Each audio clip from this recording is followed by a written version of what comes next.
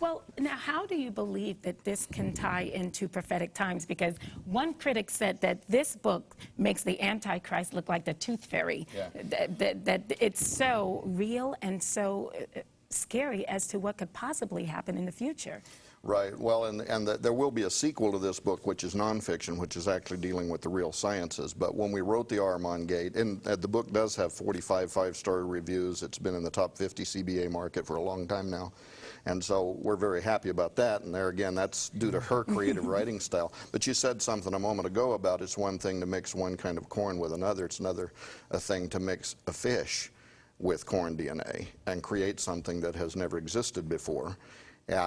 And this is where the irony here was, I started out trying to find models that researchers in the sciences might be forecasting that certain things could or could not happen, and maybe even what some of the ethical questions would be from the religious community and the philosophical questions. But 13 years ago, really nobody was talking about this as an emerging field of science. And so what happened that was, and this was the irony, it was while looking for models that would tell us what might be the outcome of blending animals with humans, let's say, instead of finding it in modern technology, we kept turning over an ancient story of these gods who came down. Now in the Bible it refers to a story in the 6th chapter of the book of Genesis where it refers to these as the sons of God, right. The B'nai Elohim. Some people think fallen angels. The book of Enoch refers to 200 powerful angels that were called the Watchers. And the Bible actually quotes from the book of Enoch and the book of Jude and also Peter, referring to those angels which kept not their estate. They left their plane of existence.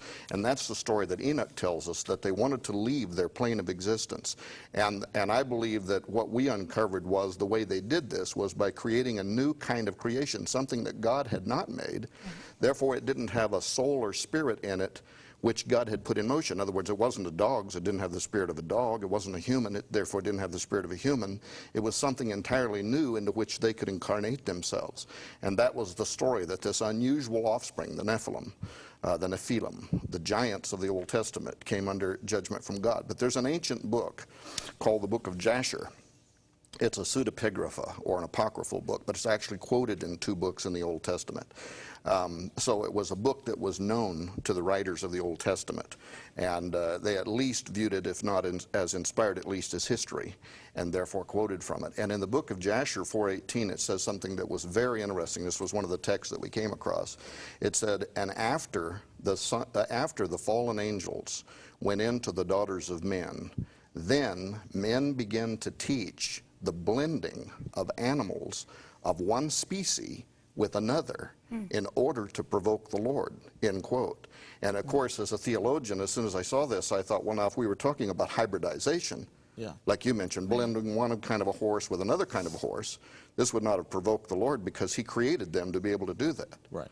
It literally means blending one species with another kind of species, and that this provoked the Lord. And then it talks about how all flesh became corrupt on the earth. So this text takes us right to additional information that's also contained in Genesis 6 and in the book of Enoch.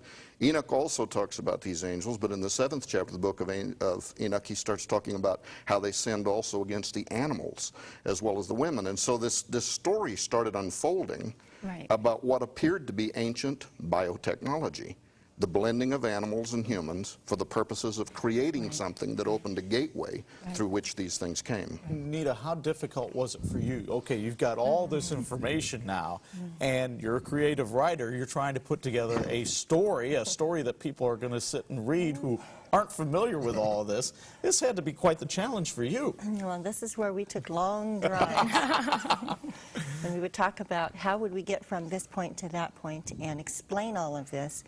And it just took a lot of time and tag teaming on it, and it was actually one of the things that I think in our marriage was wonderful, because it gave us a common ground to share something. And so for me, that's what I enjoyed doing with the book. But I had to get it in my head. I remember at one point we were writing this one chapter, and my daughter-in-law was off in the corner, and I hear a little giggle, and I look up and I realize that in my physical, I'm reenacting this one point, what would I do? And so that was kind of how I got from one point to another, just kind of putting myself into the characters and, you know, bouncing it all off of him and off of our family. And Well, it was wonderful. It was fun doing it. Both did a wonderful job, obviously, because as we had mentioned, critics are saying that this is, you know, a must-read, really. But quickly, you know, one of the things is, as you're talking, I hear you mentioning about possibly another link, a superhuman race. How close are we to something like that possibly occurring in the near future? Leon Cass, who is the former chairman of the President's Own Council on Bioethics, actually, after he finished his tour, if you will, on that committee, and saw all the scientific evidence that was available, and even where people from Oxford and Stanford and other law firms are telling us that we have to begin to adapt law because, you know, how much of a human would have to be human in order to be protected under the Constitution. So we're the Birkbeck Law School in Great Britain is talking now about having to redefine crime scene analysis for CSI students, because a human who might be part wolf, a literal X-Man, the crime scene analysis that we use wouldn't apply to a person who might have instincts of an animal. And I can tell you, because I've been on their shows, I've been on, well, I won't name them, but I've been on some of the leading transhumanist shows who have completely different worldviews than I do. They're actually excited about the possibility of being able to have sensory modalities that are only available now to the animal kingdom. Well, we know that, at least we believe, that animals might even be able to see things like spirits. Sometimes they seem to react. In fact, in the Bible, Balaam's donkey can see the angel in the middle of the road. Balaam can't. And these people are actually excited. This whole new emerging philosophy now called the transhumanist philosophy. They believe that that biotechnology is one of the tools that will take the human race into its next step in human evolution. It's also very prophetic.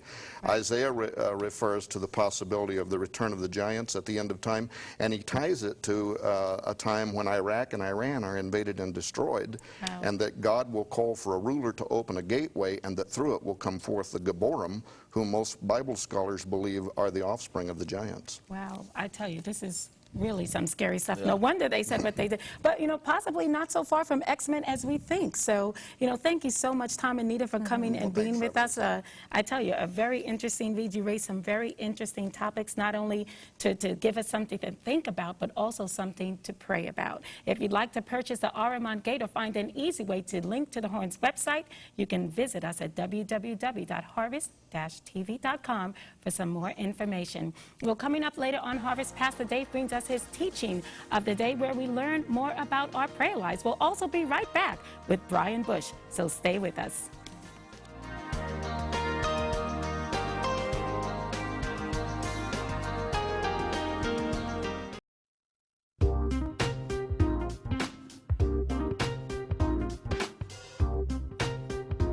The Harvest Show is produced by LaCie Broadcasting and is viewer supported by people just like you. Thank you for inviting us into your home today.